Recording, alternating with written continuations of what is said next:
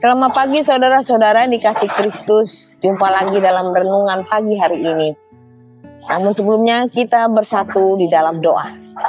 Damai sejahtera Allah yang melampaui segala akal, itulah yang memelihara hati dan pikiran saudara-saudara dalam Yesus Kristus Tuhan kita. Amin.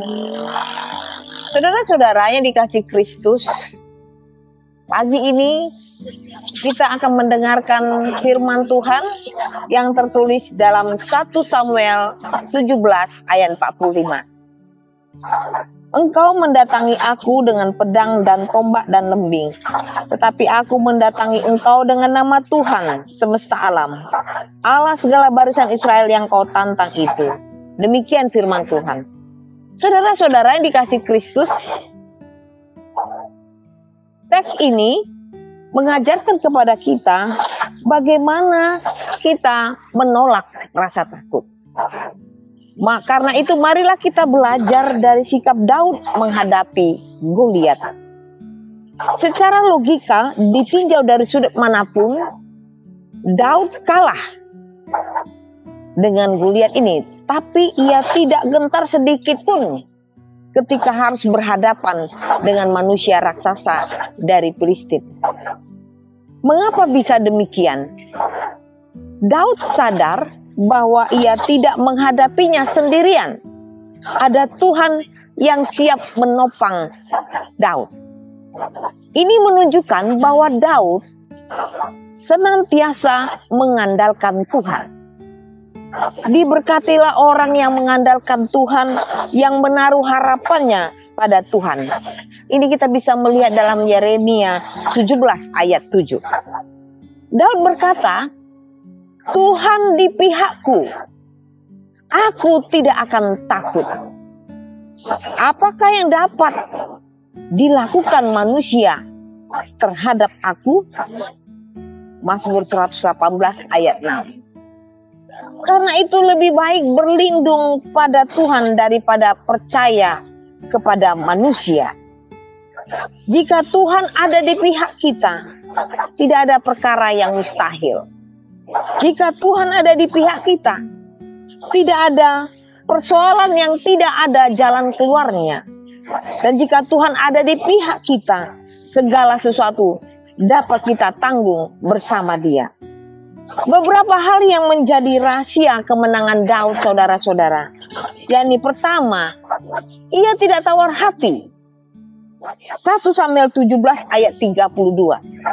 Secara fisik, kekuatan Goliat sangat hebat, sehingga bangsa Israel menjadi tawar hati.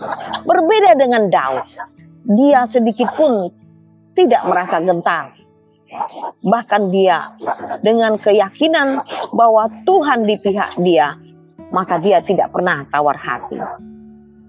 Oleh karena itu, kita patut belajar seperti Daud. Tidak pernah tawar hati ketika menghadapi sesuatu hal yang semua orang bisa merasa takut. Sama seperti dengan patung Sudirman ini. Dia dengan berani mengatakan kepada bangsa Indonesia, dikatakan dalam hal ini, robek-robeklah badanku, potong-potonglah jasad ini, tetapi jiwaku dilindungi benteng merah putih, akan tetap hidup, tetap menuntut bela siapapun lawan yang aku hadapi.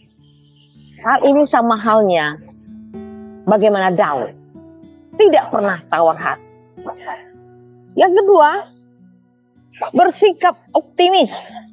Daud tidak takut kepada Goliat karena ia senantiasa mengingat-ingat kebesaran kuasa Tuhan dan campur tangannya di waktu-waktu sebelumnya.